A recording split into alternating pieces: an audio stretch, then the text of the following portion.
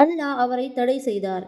இந்த மரத்து அருகில் வராதீங்கள், அல்லது நீங்க தவறா வழிநடத்தப்படுவீர்கள். அந்த ஒரு மரத்தை தவிர வேறு எங்கே வேணாலும் செல்ல அனுமதிக்கப்பட்டார். ஆனா நபியும் அவரோட மனைவியும் ஒரு மனிதர் தானே, மறந்து போனார்கள். பிரச்சனையை உருவாக்கும் ஜின்னான இப்லீஸ் மனிதர்களின் பலவீனத்தை பயன்படுத்தி கொண்டான். அவர் ஆதாமின் மனதை மாற்ற ஒவ்வொரு நாளும் ரகசியமாக சொல்ல ஆரம்பித்தான்.